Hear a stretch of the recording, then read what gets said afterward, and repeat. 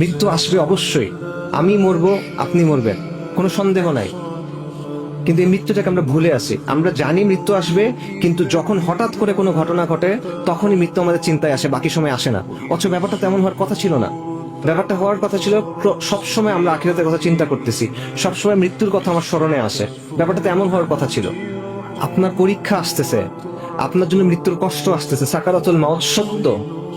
মৃত্যুর কষ্ট আপনার জন্য আসতেছে, আপনার মার জন্য আসতেছে, আপনার বাবার জন্য আসতেছে, আপনার সন্তানের জন্য আসতেছে।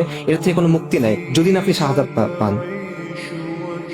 আপনার জন্য কবরের চাপ আসতেছে। কবরের চাপ এমন যে বলা হয় যে কাফেরের জন্য পাঁজর ভেঙে ঢুকে যাবে, রিবকেজ ভেঙে ঢুকে যাবে, এরকম চাপ কবরে। সাদ ইবনে মুআয রাদিয়াল্লাহু আনহু এই চাপ থেকে মুক্তি পান নাই।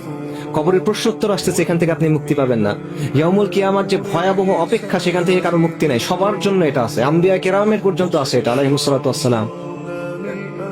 বিচারের দিনের যে ভয়াবহ অবস্থা, সেখান থেকে আমরা কেউ মুক্তি না, আমার সবার জন্য এটা আছে। আমরা দুনিয়াতে শুধুমাত্র বলবো আমরা ঈমান আনছি, লা ইলাহা ইল্লাল্লাহ, এতটুকু হবে না, আমাদের পরীক্ষা দিতে হবে।